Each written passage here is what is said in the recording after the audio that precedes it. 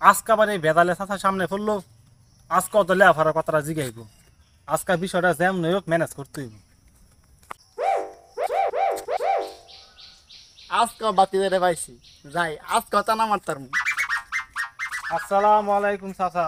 ওয়ালাইকুম আসসালাম, ওয়ালাইকুম আসসালাম। তো বাতি যা, কেমন আছো তুমি?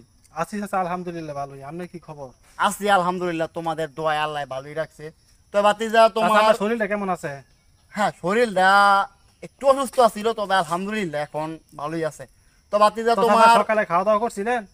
হ্যাঁ, খাওয়া দাওয়া করছি আলহামদুলিল্লাহ, তোমাদের দোয়ায় ভালোই খাওয়া দাওয়া করছি।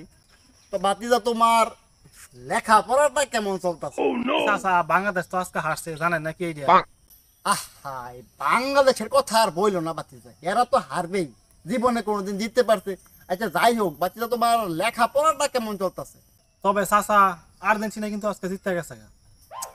আহা, আর্জেন্টিনা তো জিতবেই বাতিজা, মেসি কাগজ সাথে প্লেয়ার, এই আমগর সাথে প্লেয়ার মেসি জিতবেই তুই। আচ্ছা যাই হোক বাতিজা, তোমার লেখাপড়াটা কেমন চলতেছে জিজ্ঞেস করছিলাম। তবে চাচা, আর্জেন্টিনা জিতলো কিন্তু ব্রাজিল কিন্তু পারে না।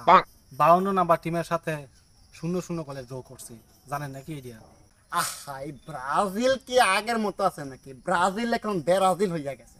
কোন সময় ফিফা থেকে বিশ্বকাপ থেকে বাদ পড়ে শিউর নাই। আচ্ছা যাই হোক, তুমি কিন্তু কথা ঘুরাইতেছ, আমি তোমাকে বলতেছি যে তোমার লেখাপড়াটা কেমন চলতেছে? চাচা, ইউক্রেন আর রাশিয়া যুদ্ধ কিন্তু এখনো চলতেছে। আহা, যেইটাই চলুক না কেন, তোমার আমি জিজ্ঞেস করছি যে তোমার লেখাপড়াটা কেমন চলতেছে। তুরু মিয়া চাচা, পৃথিবীতে এত এত বিষয় দেখতাম না, বারবার ঘুরে ফেরা লেখা কথা দিকে কে লেগে ধ্যাত নিয়ে দেখাই না চাচা। আহা, এই বুঝলাম না বাতি যায় সেতে গেল কেন। এই বেশি কি জিজ্ঞেস করছি, লেখাপড়ার কথাই জিজ্ঞেস করছি। তবু যেহেতু আমি মেট্রিক ফেল, হয়তো বা জিজ্ঞেস করা উচিত হয় নাই। আমি তো লেখাপড়া করি না।